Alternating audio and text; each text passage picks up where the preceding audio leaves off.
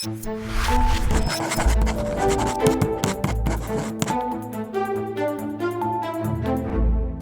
White House announced last week that it is planning an extensive review into the Smithsonian Institution to ensure that its exhibits reflect the administration's view of American history ahead of our country's 250th anniversary. Now, among the targeted institutes, the National Museum of American History, the National Museum of Natural History, National Museum of African American History, and the National Museum of the American Indian.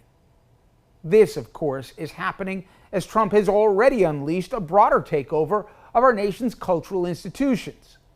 The initiative, according to the White House, is that under the mantra of celebrating American exceptionalism, it will, under its own definition, remove divisive or negative narratives in how our history and culture are represented in institutions across the country, from universities to museums to Washington's Kennedy Center for the Performing Arts.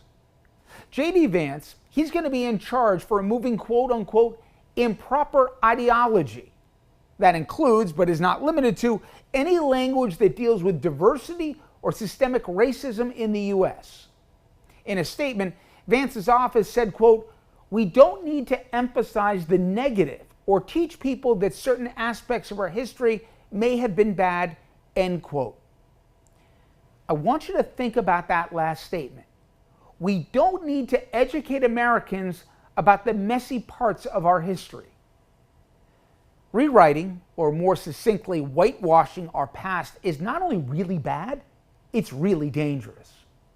There's an expression that seems particularly apt here. Winston Churchill, he once famously said, "Those who don't learn the lessons of history are doomed to repeat them," end quote. We are at such an inflection point in this country. If a democracy is really about a representative government for all its citizens, all its people and the historical signposts that defined it have to be acknowledged. It's called history. Our history can't be scrubbed of the ugly parts like slavery or the genocide of Native Americans because it bothers the white nationalists. This, of course, is not some theoretical exercise. Trump's already sanitized an exhibit at the Smithsonian, removing mentions of his own 2 impeachments. He also notably and disturbingly has openly discussed restoring Confederate monuments and renaming military bases after Confederate generals. Listen, next July, I'm going to celebrate our nation's 250th anniversary because I love my country and I am a patriot.